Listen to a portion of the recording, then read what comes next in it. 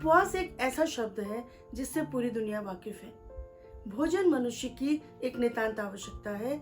कई बार तो भोजन के लिए हम टेरिटोरियल तक हो जाते हैं, यानी कि जो मेरा है वो मुझे ही मिलना चाहिए, मैं किसी के साथ शेयर नहीं करूंगी। जब सेलिब्रेशन का टाइम होता है तो भोजन एक प्राथमिक आवश्यकता होता है। क्या खाएंगे, कौन सा भोजन रहेगा, ये हमारी दिल की चाहत होती है और हमारी कोशिश रहती है किसी भी सेलिब्रेशन में अच्छा से अच्छा भोजन हमें मिले। परंतु जब मनुष्य उस मूलभूत आवश्यकता को छोड़कर परमेश्वर के करीब आने की कोशिश करता है उपवास के माध्यम से, तो उसकी एक ही चाहत होती है कि परमेश्वर की आवाज मुझे सुनाई दे या मेरी आवाज परमेश्वर को सुनाई दे।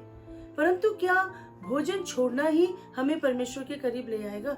विभिन्न विभिन्न जाति के लोग अलग अलग तरीकों से परमेश्वर के करीब आने का कोशिश करते हैं। ये एक शारीरिक प्रक्रिया है। कई बार भोजन छोड़ देते हैं, कई बार पानी तक छोड़ देते हैं, कई लोग फलों के सहारे जिंदा रहते हैं।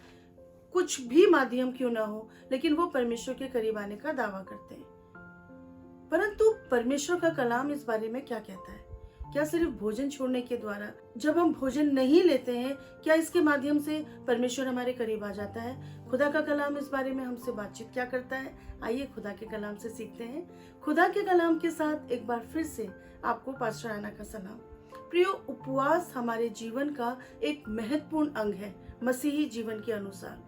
इसके बारे में हम 2 भागों में सीखेंगे। आज मैं पहला भाग आपसे शेयर कर रही हूँ। कृपया ध्यान देके हमारे साथ इस भाग में आप शामिल होइए। वचन के अनुसार मत्ती यदि हम पढ़ें उसका 6वां अध्याय 16वें पद में लिखा है, जब तुम उपवास करो। यहाँ ये नहीं लिखा है यदि तू उपवास करे, इफ यू फास्ट, ऐसा नहीं लिखा है।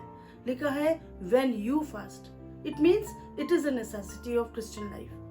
मतलब मसीह जीवन की नितांत आवश्यकता है उपवास करना। फिर क्या करना है हमें? दूसरा कदम है, तो कपटियों की नाई तुम्हारे मुंह पे उदासी ना छाए रहे।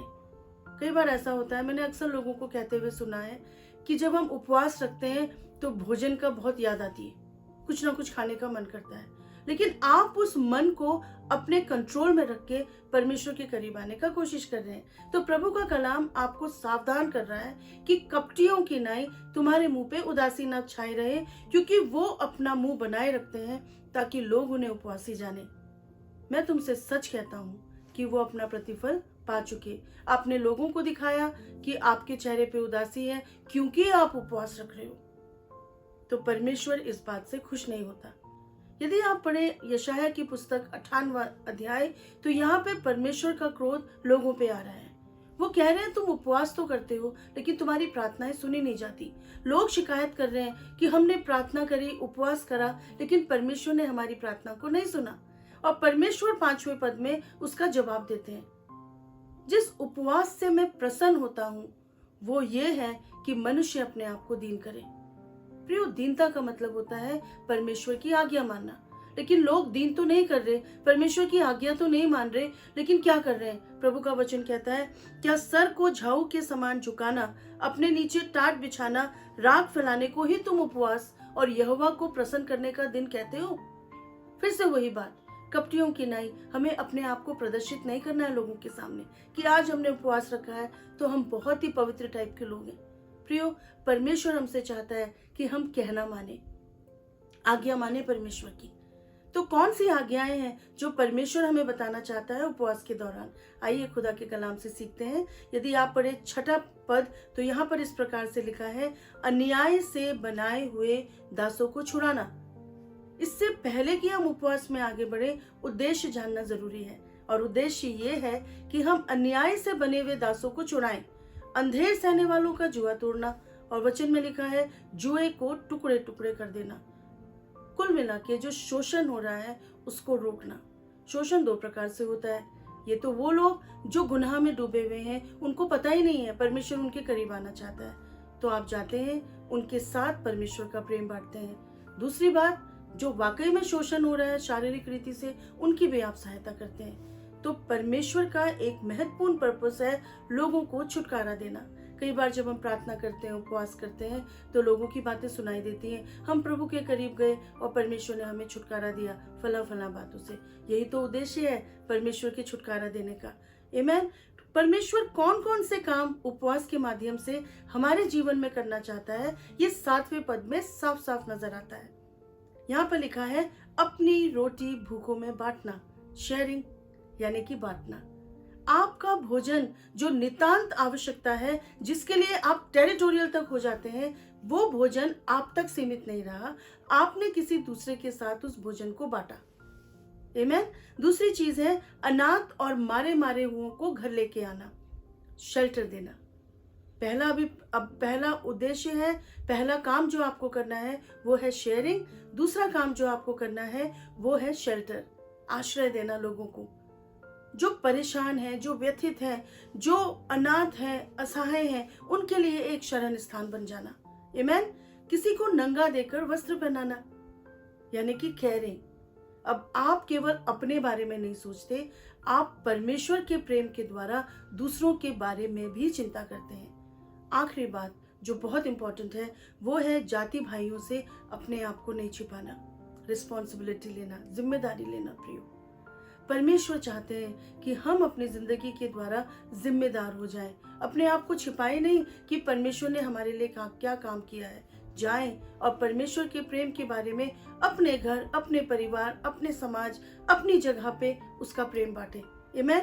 और क्या परिणाम होता है? क्या हम काम ही करते रहें, हम कठिन कठिन काम करते रहें? क्या उद्देश्य यही है?